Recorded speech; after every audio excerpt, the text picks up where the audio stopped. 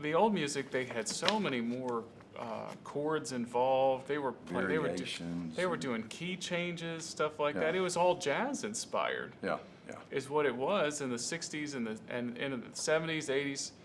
You could do all these old praise choruses, and they had such interesting changes. I talked with Bob Coughlin about that in February, and he was talking about. Did you really? Yeah, because He's such a great guy. He really is so cool. I need to give him a call. But yeah, so that's part of the fun of playing the old music, is that the melodies are just so interesting, and the chord progressions are so interesting. I talked with Stuart some about that. You know, Stuart Thompson that plays the organ for us, and I thought you were going to say Stuart Hamlin. yeah, every time that I got him on speed dial as well. But no, Stuart Thompson there on the organ, and he's like, I can feel him be so sad every time I ever ask him to simplify something. Because, you know, he's an incredible piano player, play all these complex chords. I'm like, this is a modern song. We're going to have to simplify it to just 3 or 4 chords. And he just like hangs his head. And it just completely crushed him. Well, you know, there are not, some time ago, a number of years ago, there were only 100, maybe that's not right. Maybe it's like 3 or 4 organ majors in the entire country. Well, and that's even less than that now. But those people who can do that, oh yeah, it's pretty amazing. Well, so yeah, organ majors, there still might be several of those, but Stuart he's more than just an organ major. He's an organ tech. Yeah. He can go and fix pipe organs, and he said it's a pretty exclusive fraternity of men and women that know how to work on those things from years gone by. Yeah.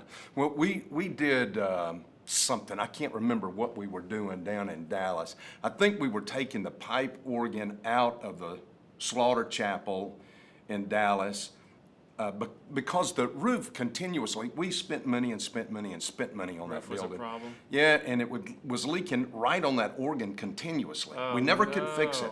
So we took it out, and we took the additional pipes and added it to the pipes in the auditorium. And, you know, there's a couple of guys, I don't know, because I didn't meet them, but some guys that came in with that specialty, and they added a whole new, I don't know what, an octave or whatever. Yeah. To that old organ down there. But Jerry, what was Jerry's last name? Jerry Altman, who taught organ and music at Southwestern, was phenomenal. Just a phenomenal guy. Loved he and his wife and family, and wonderful, wonderful people. Anyway. I talked with John Woods, who's the worship pastor down at Dawson Memorial in Homewood. They're redoing their whole worship center. This is the last thing I'll say on organs. Sorry to everybody who tuned in and we're just talking about organs. We are going to get to Pastor's 4th point from yesterday. 3rd point. His 3rd point that he cut it, but that in just a second. So I talked with John Woods, and they're redoing the worship center, and I said, well, are you guys going to do an organ? He's like, yeah, I mean, it's really part of the legacy of the church. We're going to do an organ. Yeah. And I said, man, well, what does it cost these days to do a pipe organ? And he just smiled, and I said, why are you smiling like that? He said, well, the pipes are going to be decoration only. Oh yeah, it's completely synthesized now. Yeah. Like and he said, and he's like, nobody's going to be able to tell the difference. He's like, they showed it to me. Yeah. I couldn't even tell the difference. You can't tell the difference when they don't use the pipes than the way they, electronics. Some today. people can, but it really is amazing what they're doing with the speaker, because even like the vibrations of the room, that's Right. part of what makes an organ so grand, is that you can feel it's part of the structure of the building, so you can feel it vibrate in that way. And so they're doing that. They're doing some black magic with speakers and that sort of thing. Neat. Well, that's interesting. I've told you the story at Baylor, how they put the pipe organ, the old Allen Into pipe the organ in the Brazos River. They threw it in the Brazos River. Said, you're not going to put one of those things in here. Well, so the obvious segue into talking It was about in the 1800s. well, Anything new in church, like the projector? Yeah. I need to tell you a story about that. Tell me a story about You that. you don't remember, do you remember the days when they used that in service? Yeah, I ran it a couple of times. I was like 6 years old, and Dad was like, well, give it a shot, Well, son. I'm pastoring at that time, and they were using that to put things up. Oh, yeah. This is that's the problem in the church now. You got that thing, and you're not using the hymnal. Been there. It's just incredible, isn't it? I'm thinking, what's the difference of having it in a book right here? That hymnal is not sacred, you know, Man, that was so. or putting it up on a screen. It is so fun pulling out the over. We're gonna do it again. I don't know if we'll do it this I week. had or the cold next chills week. when you did that. You just I felt. flashback. Was it a good cold chill? No, or bad? no, it was flashback. Oh, Hey, that's the problem now in the church. You're not using the hymnal. You're using these old. Now I got to figure out what I can bring out next week that'll give you even more cold chills. I got to give this more thought. I'll bring out I'll bring out an original King James Bible in the Old English. Well, I love the King James. But the 1611, that's what I'm talking Well, about. That's what I'm going to bring. You don't have one of those today. That's I what think- everybody thinks they do, but they don't. I think I might have one. Somebody gave me. I'm gonna have to look. I'll bring it in next week. I should do more show and tell in here. We need more segments and stuff. I've got a Joanna, do we have 1639. segments today? So we're gonna have segments here one of these days. But here's what I was gonna say is that it's interesting that throughout the history of worship, we're coming to the altar. Throughout the history of worship, there have always been these different instrument pieces of furniture involved. For us, it's the organ, right? Yeah. And then yesterday, obviously, we're talking about the altar. And there were not battles, but I'd have young people. It was my age in my first church, and we had a pipe organ, and there were younger ones coming out. I don't play that thing, but at circuses and baseball games. Yeah, Why are you still using it in here? Young people are so I frustrated. said, well, by it. there are people in here that like that. It means something to them. Well, it doesn't matter. It seems like, and this is just the how wicked the human heart is. It doesn't matter how good something is if it's used in worship long enough to become some kind of a tradition. There's people that begin to treasure that tradition over Christ himself. Hey, well, listen, one Sunday is all it takes in a Baptist church. To be a tradition? Yes. Well, we did it last week. We got to do it again. We did that last year. I had a guy tell me that at our new church plant. We did something. I said, we weren't here last year. We didn't have a church. And the guy looked at me funny. He said, well, I guess you're right. It's true. It's become a true. We have to do it. We did it before. When you've been in ministry 42 years, you'll be able to look back and tell a whole lot of stories. And I'm going to. You and me will still be sitting here. No, You'll be I won't 107 years old. And you just I'll be in glory, son. we'll still be enjoying it. So the altar. Now it's interesting. I know we've got to get to your whole third point, but the altar is yet another one of those things that was good in the beginning. Mm-hmm. And like you said, it's estimated it was used for well over 1 million animal sacrifices over the course of 1,000 years. Oh, more than that. There were, Josephus says that there may have been 1 million sacrifices during the Passover. Just at Passover. Just at Passover during the time of Christ in Herod's temple. In the temple that Herod built. But you even took us to different where the altar was rebuilt or moved, and it was used to worship false gods. So they took this altar that the Lord had given them, and they used it to, that's a perfect illustration of what happens, when we start worshiping the organ or worshiping the overhead projector, that sort of thing. These helpful things that the Lord gives us for worship, and we worship. That's why the Lord said, make an altar just plain. Don't put any inscription on it. Don't put any carvings on it. There was nothing on the altar, nothing carved on the altar. Well, and before we even got to that, and I wrote this down, you took us through the progression of altars in the Old Testament. Right. The first one being with Noah. Yeah. But that one wasn't even stone, was it? Was it a stone altar? I don't know. I don't remember what it says. But it was unadorned. God said, don't cut any rock, don't do, The point is, God is like, I'm the ultimate. This is a tool to worship me. Focus on me. It is. That's right. It's a tool. Just like this building is a tool. Just like this equipment is a tool. There's nothing sacred about it other than what we're using it for. We're using it to glorify God and to share the gospel. And people get so bent out of shape about buildings. We're about to celebrate the 50th anniversary of the church. You heard Dr. Moore yesterday, who is a really fine man, talk about that little stone that they moved it. They moved that little, it was imitation stone. It was not real stone. It's like a stone facade. Yeah, kind of thing. and they moved it down, and he told them, he said, listen, guys, he said, we're not going to attract anybody in this thing. we've got to do something different. Thank the Lord, the people at Valleydale evidently in that day were as agreeable as they are in this day. And they said, if the Lord wants us to do it, let's do it. And they started that building program. That's right, and that was the original campus that Yeah. everybody. So if you're new to the church and you haven't realized that yet, the old campus of Valleydale Church is now Rock City Church, and Yeah, it's it's been several. just a mile down the road. And it's been several organizations in the meantime since It was Valleydale. a seminary at one time. Yeah, Southeastern Bible College, Yeah. and then I think another school had it for a minute. Yeah. So now it's Rock City Church, right down the road. So still being used as a church to the glory of God. And then here we are, a mile down the road.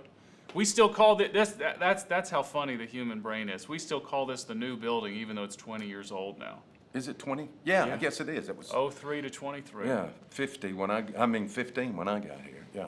Yep. So here you are, 5 years. Oh, that's right. We already celebrated your 5th anniversary. Yeah, and the good thing is that we've got all of these air conditioners that have a 15-year warranty. That we've gotten 20 years out of them. Yeah. So thank the Lord for that, but we're replacing a bunch of them. But yeah, we're having to do that. Well, this summer. we don't do. You know, we don't do that on Sunday morning often enough. But thank you, church, for your faithful giving. Yeah, because all of it's paid for. The building is completely paid for, and the ongoing maintenance to the Yeah, building is paid for. All of that is paid, all of that, the money's there and it's paid for. They've done, you know, it costs $20,000, I think, just to bring a crane up here. Just for the crane. That's Just why so they can get it up on the roof. Yeah. So instead of doing that twice, Right. we just decided, well, we're gonna pull some of these things on out and go on and replace them. Yeah. Because it takes you 3 years to get an air conditioning unit. Denny told me that. That's 38 months, I think. So if you had one go out in the auditorium and you know, right now, if it went out today, 38 months before we could get one, what would you do in 3 years in that place in a summer like this? Well, it's like you say, you'd be fighting hell by the acre Boy, you because would it would be hot as Hades in there. Boy, it would. Good gracious. Yeah. Because it's been hot. It's my felt hotter gosh. this summer to me. I don't know. Maybe it's the heat index or maybe I'm just Yes, getting old, yeah. but it's hot out there. But yeah, you're right. It is the Lord's grace. Hey, there you go. There's another parallel with Exodus. Mm-hmm.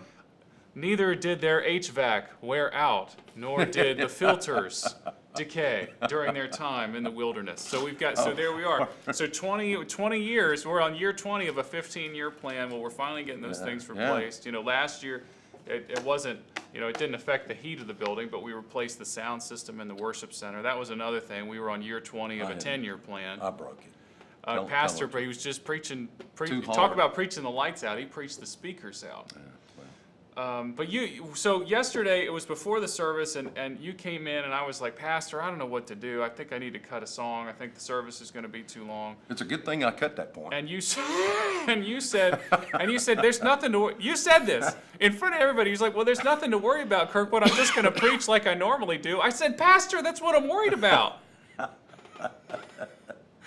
Oh, my Lord have mercy. So you said, well, I'm just going to cut this third point. I said, well, I'm only going to let you cut it if you promise to talk about it tomorrow morning. Yeah, So here we are. Thinking about the The third famous point. third point. You said this has something to do with that there's no bottom in the Yeah, building. I was gonna make reference to that. It's, salvation means you've gotta have a savior. In order to, and that's the point. That was the point there. You had to have an altar, you had to have, you know, sacrifice, you had to have a savior. That's the third point. And the last one was, there's a division at the altar. There comes a division there at the cross. Yes. And I kind of wrapped up with that. But the whole thing of this speaks of, just listen to this, two verses I did not read yesterday, Okay. and I can't remember if you did or not. I read 1 through 8. Okay, well, you did. Then right. verse 7 and verse 8, its poles shall be inserted in the rings, so that the poles shall be on the two sides of the altar when it is carried. That's carried.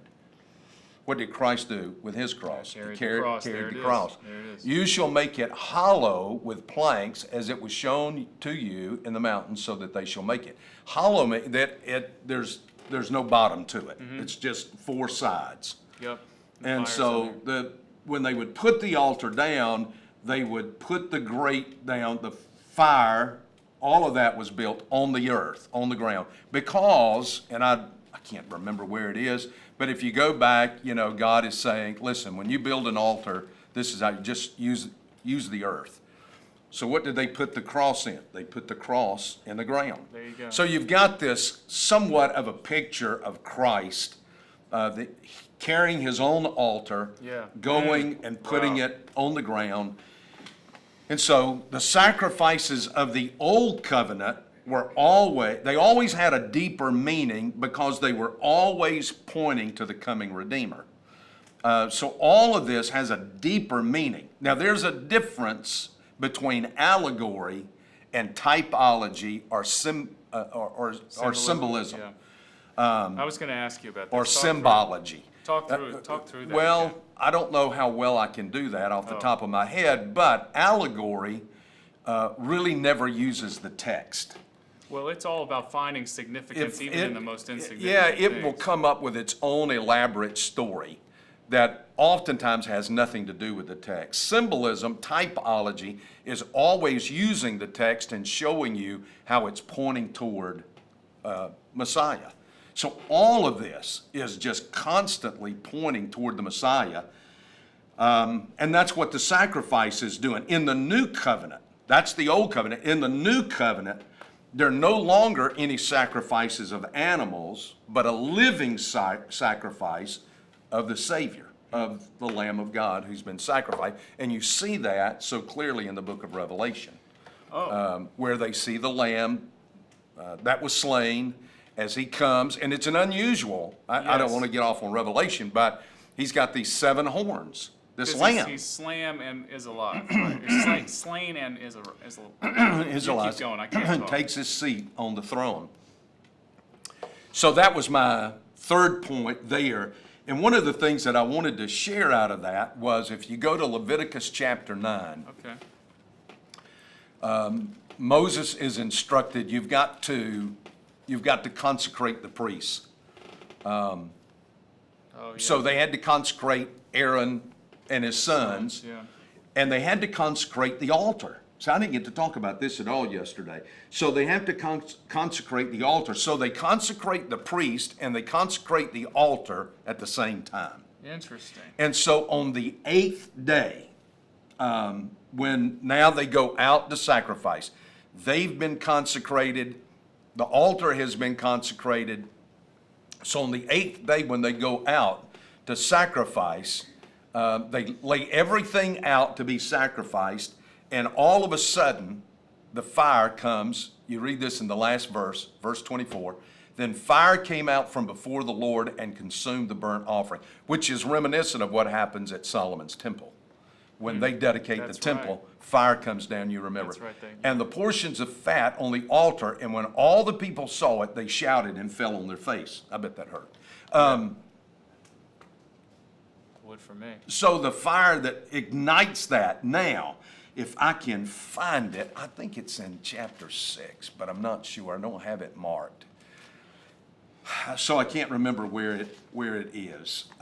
They were never to let that fire go out. It's because the fire was started by that fire from heaven. Yeah, It's they a were holy fire. never to let the fire of the altar go out. So what do you do when they move it? That's why they have those fire pans. Oh, there you go. So they get some of the fire, some of the coals, and they put them in the fire pans so that when they're moving, it's kept going. They set down in a new place, erect the tabernacle, put up the altar, and they can ignite the fire with the coals from the fire that had come from God. Yeah, and that is fire that has come from God. It is not from man. Yeah. So it's, Now, the interesting thing, which is a way of saying that God had accepted all that they had done. yeah, well, we see that, and like you said, that's echoed as well when Solomon builds the temple. Like, here's the answer from the Lord. Have we done this right? Yes. Yes, you have. Yeah. So God's fire is kind of this is good. I've accepted it's a it. This blessing. is right. This is like. Chapter 10 is interesting In Leviticus? because Okay. right behind fire coming out from the midst of the Lord and igniting the altar, Nadab and Abihu come, and it's all we know is that they offer strange fire. Mm-hmm. And they offered strange fire before the Lord, which he had not commanded them. And fire came out from the presence of the Lord again and consumed them. Scary stuff. Yeah, Moses said to Aaron, it is what the Lord spoke, saying, by those who come near me I will be treated as holy, and before all the people I will be honored. Moses called Mishael and Elzaphan, the sons of Aaron's uncle Uzziel. Boy, don't you love these names? Gotta love them. And said to them, come forward, carry your relatives away from the front of the sanctuary to the outside of the camp. And I can't remember, but Aaron was told, don't do anything, don't act like I can't remember. Anyway, I remember that. Yeah, because Nadab and Abihu, these are sons of Aaron. These are the eldest sons of Aaron. Yes. They're the ones who were supposed to be part of the priesthood, the Right. high priesthood. Right. And then they immediately after their ordination, so to speak, they're consumed by the fire of the Lord because they're not doing things right. Yeah. That's Yeah. a scary thing. And it's kind of it. But the good thing for Aaron is he has two other sons that are really good boys. Praise the Lord for that. It's just kind of interesting how life is. They had the same issues that we have. That is Not any different. Well, that's been one of the most helpful things in this story of Exodus and Moses is understanding that, again, he is a human being as we are. Right. Aaron's a human being. His sons. The way that people interacted back then. Obviously, there were some unique works of the Lord, but their human emotion is the same as what we have now. Their temptation to sin, it's all the same. Where are you taking us Well, now? the whole point of that was John chapter 3 and verse 14, I believe it is, where Jesus is talking to Nicodemus, or as I like to call it, Nick at night. And Jesus said, as Moses lifted up the serpent in the wilderness, even so must the Son of Man be lifted up. Do you know what altar means? What the word altar means? What the word altar means? No. Lifted up. There you go. Lifted up. It also can mean slaughter, because that's what happened there. But the ancient meaning of the name altar means to lift up. So Jesus goes, literally going back, but he's going back to that brass serpent. But he was lifted up on the altar just like all the other sacrifices were lifted up. Until you said that yesterday, or maybe it was this morning, I never thought about Christ being the sacrifice that is carrying his own altar. Mm-hmm. He is carrying his own. And then yesterday you finished up with this. And I thought this was really insightful. You made a parallel between the cross, where the blood ran down, and then you also have the horns of the altar, where the blood was applied each time. Yeah. And then I'm going to skip to the end because people need to go and listen to that message if they haven't already. But you showed us in the Old Testament, particularly in 1 Kings, how people would go, if they'd committed some kind of grievous crime, they go to the horns of the altar and claim that as a safe space. Mm-hmm. Some are spared, but others are not. Yeah. What's the difference? It's what's in their heart. Yeah, that's exactly right. Repentance? Yeah, that's exactly right. Adonijah goes there, and he pleads for mercy and grace is what he's doing so that Solomon doesn't kill him, and Solomon doesn't. He said, you don't have to worry about a hair of your head. If your heart proves to be right, which it did not, he, in his own stupidity, turns around having received grace and mercy. Now, this isn't any explanation for a fall from grace. This is just the stupidity of man with man. Solomon says, listen, just go home, go to your house, live your life. You can, live your life. Just don't do anything like this again. Well, what does he do? He immediately goes and starts in trying to figure another way that he can become king. And Solomon just says, well, just go ahead, kill him. We tried to give him grace. We tried to do it. And Joab, who of course never even asked for it. Yeah. He was a defiant, guy, and just said, hey, if you're going to kill me, you're going to have to kill me right here. Well, and it's really a formality. He goes and touches the horns more as a form. He's just like, okay, this is what people said. It's a good luck charm. Yeah. Which, it's easy to make a modern application of that. You think about like the Christian, the believer, who trusts in the Christ of the cross. Right. Versus perhaps the person who wears the cross as a pendant around their neck all the time, just hoping that everything is going to be okay. Or, hey, my parents are part of the church. I grew up in church, but I don't do all that now. But hey, I'm safe. I'm in. They're in. There's a lot of ways. It's interesting how people think about salvation and what they think about salvation. And that was my whole point yesterday is it's not enough to come to church. It's not enough to be in church. It's not enough to serve in the church.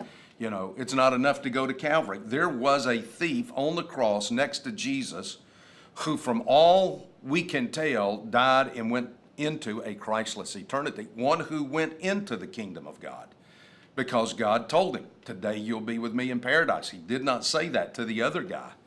And the guy was not only at the cross, the guy was on a cross. So, that's how close you can be and miss it. That's the scary thought. Yes. Is how close you can be, and yet you miss it altogether. He decided that it was all about him at the end of it.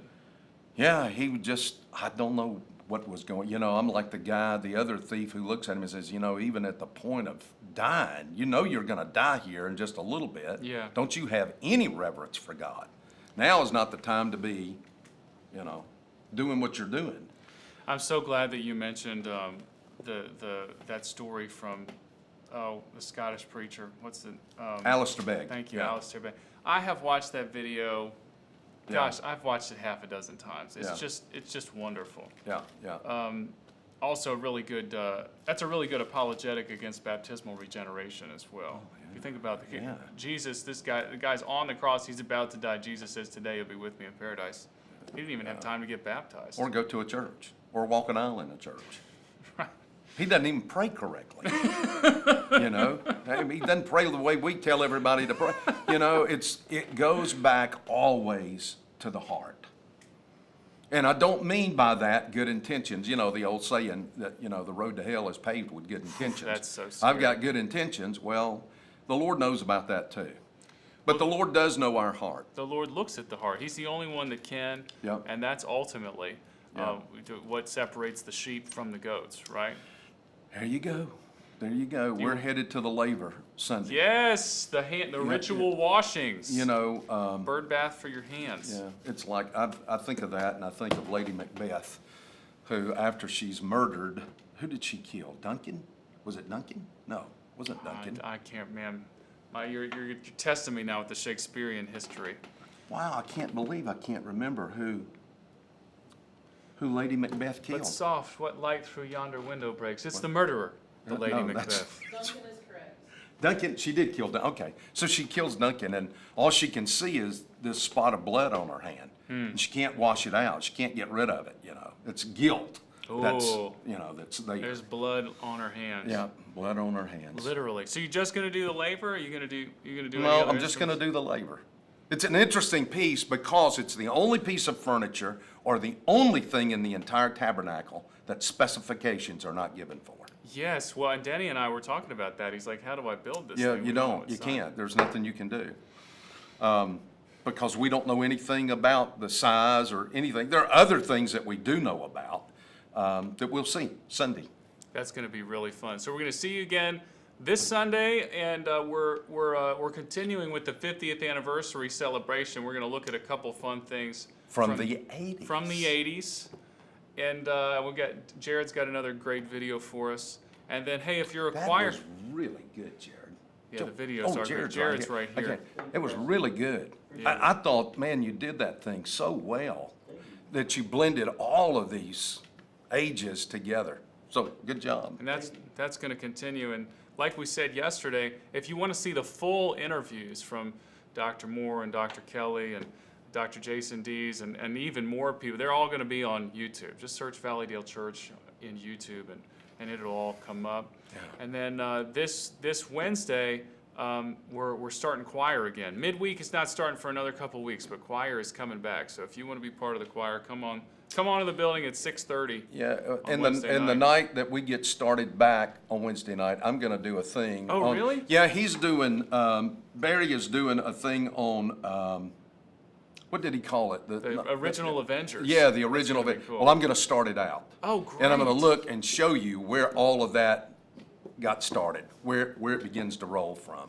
That's exciting. Okay, well, so midweek's going to have a big kickoff here in a couple weeks. So we'll see you when we see you. But we'll see you on Sunday at least. Say goodbye, Pastor. Goodbye, Pastor. Hey, you did a good job yesterday.